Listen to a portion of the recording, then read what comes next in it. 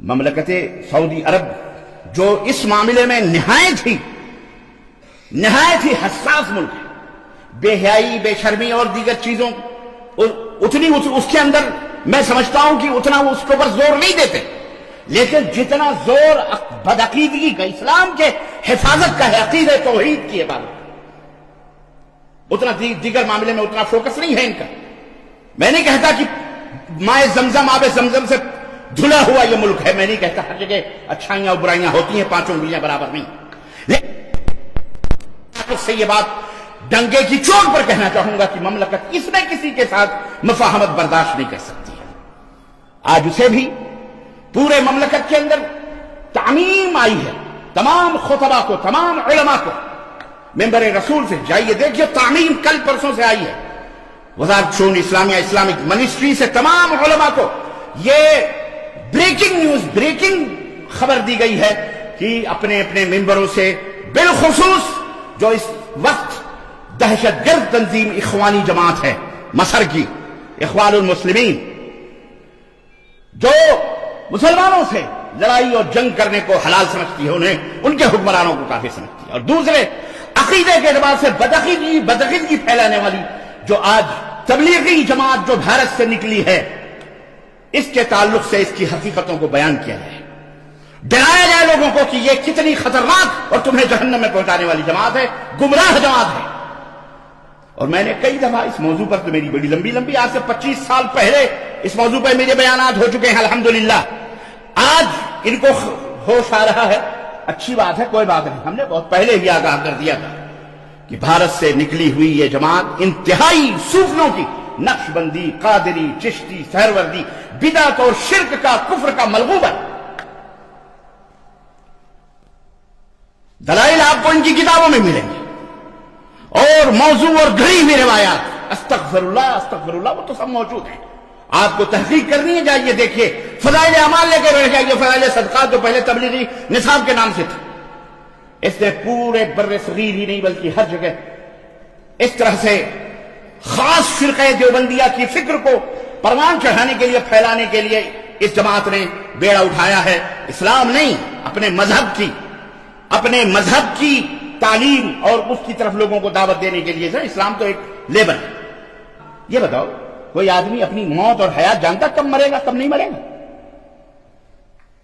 یہاں تو آپ دیکھیے، فضائل صدقات کتاب اٹھائیے، مولوی زکریا صاحب کی، بھارت کے مولوی ہیں، فخر العلماء یہ شیخ الحدیث کہا جاتا ہے، انہوں نے لکھا، ایک شخص آیا اور حضرت ایک بیٹھے تھے، ان سے کہا میں مرنا چاہتا ہوں، کوئی جگہ بتا دو، میں مرنا چاہتا ہوں، کوئی جگہ بتا دو، کفر دیکھیں آپ۔ انہوں نے بے توجہی سے کہا کہیں ادھر کمرے میں جا کے مر جا۔ وہ گیا، اس نے وضو بنایا، نماز پڑھی 2 رکعت اور لیٹ گیا، مر گیا۔ حضرت نے کہا ہو، اٹھایا، اس کی جنازے ونازے پڑھے بڑھے، جب قبر میں داخل کیا اس کو، اور قبر میں داخل کرنے کے بعد سوچا کہ اس کا منہ مٹی کے اوپر رکھنے تاکہ اللہ رحم فرمائے، کہتے ہیں کہ جیسے ہی میں نے کفن کھولا، مٹی منہ کھولا، اس نے آنکھیں کھول دی، کہا کہ میرے سردار آپ زندہ ہیں؟ کہا اللہ کا ہر عاشق زندہ رہتا ہے، اسے موت نہیں آتی، اس کا ہر عاشق زندہ رہتا ہے، یاد رکھ تو نے مجھے دفن کیا، قیامت کے دن میں اپنی وجاہت سے تیری مغفرت اللہ سے کرواؤں گا۔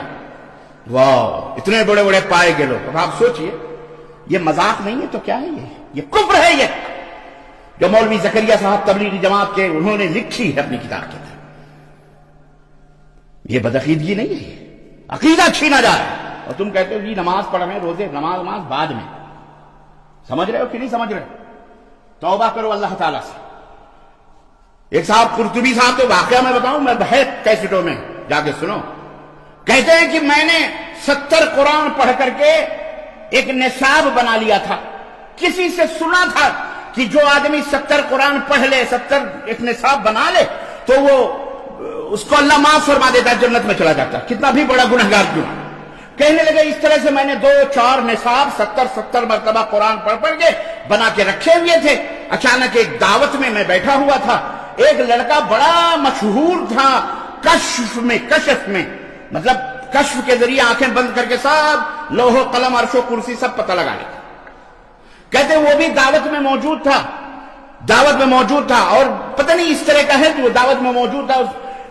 اس نے کہا کہ میری ماں کا انتقال ہو گیا، اور ایسے ہی بیٹھے بیٹھے کہا دیکھو میرے اوپر دوزخ کا کشف ہو رہا ہے، میری ماں کا انتقال ہو گیا ہے اور میری ماں کو فرشتے جہنم میں لے جا رہے، دوزخ میں لے جا رہے. قرطبی صاحب کہتے ہیں کہ اتنا سننا تھا تو میرے دل میں آیا کہ یہ بڑا لوگوں کے درمیان غیب کا دعویٰ کرتا پھرتا ہے، لاؤ آج آزمائش کرتے ہیں کہ یہ واقعی کشف ہوتا ہے یا جھوٹ ہے. چنانچہ کہتے ہیں میں نے دل میں، کسی کو اللہ کے سوا پتہ نہیں اور میرے سوا، میں نے دل میں قرآن کا ایک 70,000 والا یا 70 والا جو نصاب ہے وہ میں نے اس کی ماں کو ایصال کر دیے. یہ قرآن خانی جو 70 مرتبہ کر کے رکھے ہوئے تھے اس کی ماں کو بھیج دیے. ابھی میں نے دل میں اس کی ماں کو بھیجا ہی تھا کہ اتنے میں کہنے لگا چچا میری ماں کو اب جنت میں لوگ لے جا رہے ہیں، بہت بہت شکریہ آپ کا، اللہ آپ کو جزائے خیر دے، آپ نے میری ماں کو اتنا بڑا تحفہ پیش کر دیا. آپ دیکھیں کفر در کفر. اس نوجوان کو نہ صرف یہ کہ دوزخ اور جنت کا مشاہدہ ہو رہا ہے، حضرت کے دل کے اندر جو ایثار اس کا بھی پتہ چل رہا ہے، جبکہ اللہ فرماتا ہے علیم بذات الصدور. اللہ یہ عالم الغیب ہو گیا. یہ مولوی زکریا صاحب نے اپنی کتاب میں لکھا ہے، یارو میں کوئی الزام نہیں لگا رہا، اور یاد رکھو کوئی جماعت تمہیں جنت میں لے، میں بتا رہا ہوں پہلے اپنے عقیدے کی اصلاح کرو، توبہ کرو. یہ تو نمونے ہیں، اس سے بھی بدترین نمونے توسل کے، کفریہ، شرکیہ، فضائل اعمال، فضائل صدقات اور دیوبندی علماء کے اندر موجود ہیں. جب آپ پڑھو گے تو آپ پتہ چلے گا. تحقیق کرو. جیسے ایک چھوٹی سی چیز کے لیے آپ 10 دکانیں دیکھتے ہو، ورجنل مال ڈھونڈتے ہو، ایسے ورجنل دین ڈھونڈو، ورنہ فتنے ہی فتنے ہیں. یاد رکھو کل حزب بما لدی فرح. ہر جماعت اپنے آپ کو حق پہ کہہ رہی ہے. کہاں جاؤ گے؟ پڑھو، قرآن پڑھو، حدیث پڑھو. یہ جھوٹے ہیں جو کہتے ہیں تم قرآن اور حدیث نہیں سمجھ سکتے. یہ مکار ہیں، یہ عیار ہیں، یہ شیطان ہیں، یہ دجال ہیں. یہ اس امت کے فتنے. دین بہت آسان ہے. لقد یسرنا القرآن للذکر فہل من مدکر. اللہ فرماتا ہے دین تو آسان ہے. کوئی ہے دین کو سیکھو میرے بھائیوں تاکہ جہنم میں نہ جاؤ. یہی میرا پیغام